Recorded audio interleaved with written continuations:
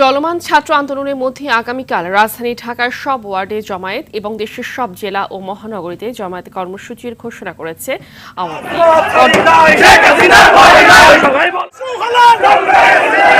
ভুল করে থাকলে জাতির কাছে ক্ষমা চাইতে প্রস্তুত আওয়ামী লীগ। সেই সাথে গণতন্ত্র রক্ষায় আসছে নতুন কর্মসূচি।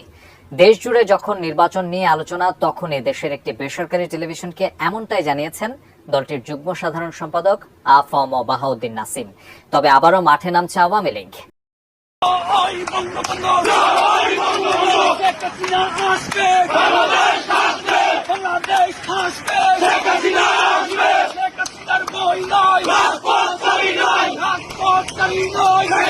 দুর্গমগিরি কান্তার মরু দুত্তর পারাবার রঙ্গিত হবে রাত্রে নিশীতে যাত্রীরা হুঁশিয়ার। আমি নাড়ু ব্যর্থহীন কণ্ঠে বলে উঠি, কুসুমের ন্যায় কোমল, পাথর ন্যায় কঠোর আমার এই সংগ্রামী বুক। তাই আমি মহান নেত্রীকে আবার ক্ষমতা বসাইতে পারিলে পাই আমরা। পালাই যেতে তার বাধ্য হয়ে করছে, কিন্তু সে ইচ্ছা করে যায় নাই। যাই হোক, আমরা সেই জন্য মিছিল করে মিটিং করে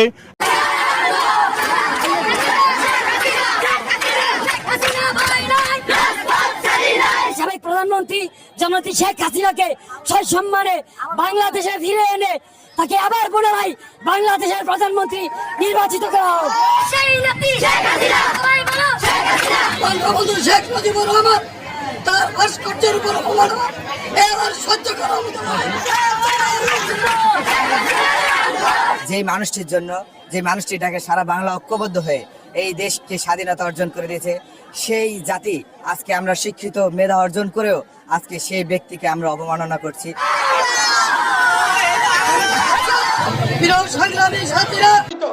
এই রাষ্ট্র সংস্কার ব্যতীত আগামীতে কোন নির্বাচন হবে না, হতে পারে না।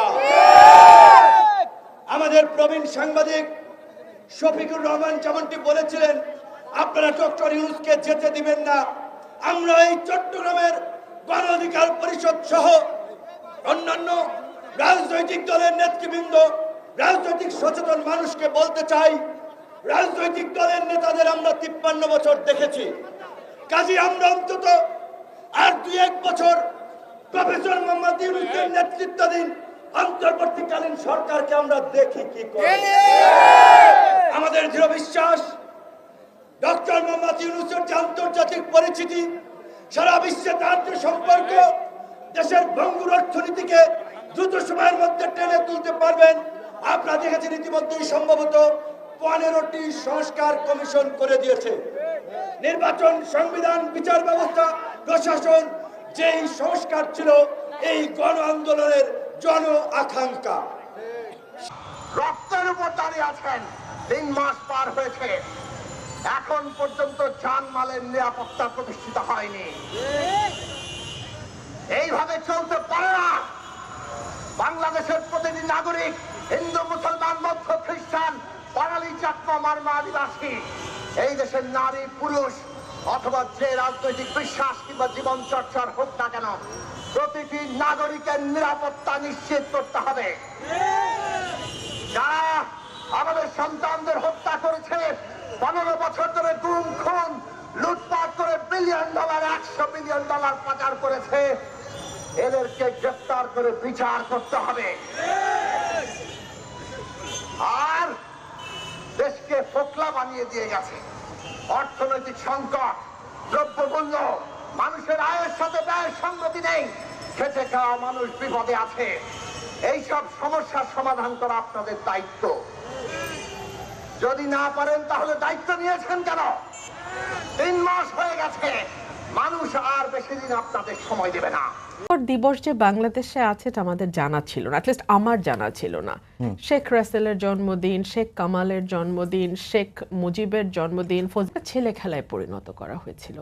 এবং এই পরিণতটা এরকম যে একেবারে চোখে আঙুল দিয়ে দেখিয়ে দেওয়া যে বাংলাদেশের রাজতন্ত্র কায়েম হয়েছে এবং শেখ পরিবার হচ্ছে সেই রাজপরিবার, সেই রাজপরিবারের সদস্য এবং তাদের যারা অনুগত লোকজন আছেন তারাই বাংলাদেশের মালিক। এটা মোটামুটি 15 বছরে এস্টাবলিশ করা হয়েছে। শেখ মুজিবুর রহমান সাহেবের ছবি ওই যে আপনি বলছেন ওই ছবি তাহলে প্রথম দিন শপথ নেওয়ার সময় আপনাদের চোখে পড়েনি? অনেক উপদেষ্টাদের মাথার উপরে যে ছবি আছে সেগুলো আপনাদের চোখে পড়ে নাই? এটা কিন্তু লেখালেখি হয়েছে, অনেকেই কথা বলেছে, তখন আপনারা কেন কেউ বঙ্গভবনে গিয়ে সরান নাই? এবং কিছু ক্ষেত্রে ম্যাচিউরড কিছু কাজ করতে। ইয়েস, যদি সুযোগ হয় শেখ হাসিনার পক্ষে করব। এই তো ক্লিয়ারলি বললাম যে যদি সুযোগ হয় তাহলে শেখ হাসিনার পক্ষে লড়াই করব ট্রাইব্যুনাল কেন, সব মামলাতেই। মারা গেছে একজন।